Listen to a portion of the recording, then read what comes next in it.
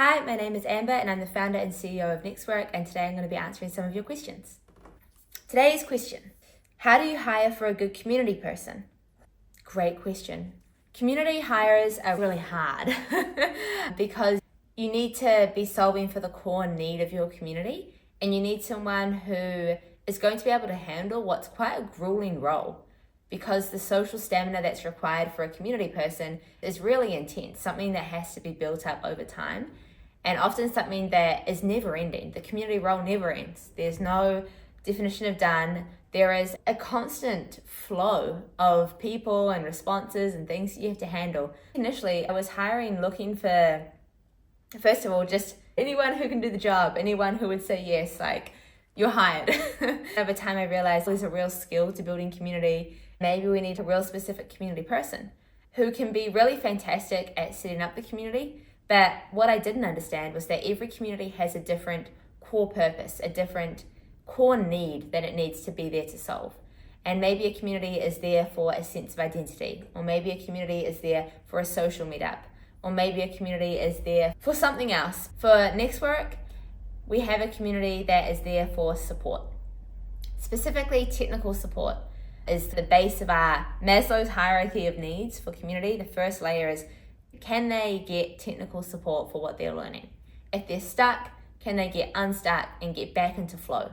We're trying to keep as many learners in flow, troubleshooting but making progress. That's where we really want to keep all of our learners, because that's where the best learning happens. You should never be sitting by yourself at home thinking, man, I just don't understand what's going on here, and there's no one that I can ask for help. No, absolutely not. There should be 24/7, less than 5 minutes support anywhere you are in the world for anything that you want to learn.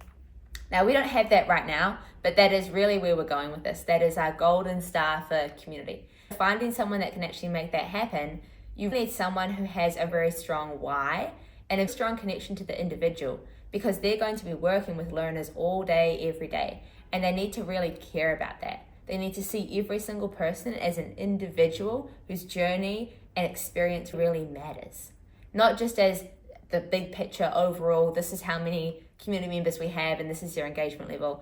No, you need someone who really cares about the individual and is going to not just respond to them in the community, but say, hey, if you can't access us here, like, here's my email, reach out. Oh, you're on LinkedIn? No problem, let me find you there. Oh, you can't connect to this sort of call, let me send you a link to Google Meet or to Zoom. When I'm looking for someone for community now, I'm looking for someone who has a very strong why and a very strong connection to the end user, to our learners. There's a great saying, someone with a strong enough why can overcome any how. That's important for someone in the community. The community person needs to handle a lot of different things because it's quite an overwhelming role. It's one person here and then probably 10,000 people or more that you're trying to look after and be there for. So you need someone who's got evidence of hard work, very high levels of commitment, and a strong why to overcome any how. That is what you're looking for in a community role. For NextWork in particular, you need someone who's not afraid of the technical side, because often you're helping people to solve areas that you don't know yourself how to solve. You've got to do it on the fly. So can you do that on the fly? Are you confident in that? These things can be built and trained, but you're looking for someone who has the potential of this in your hiring process.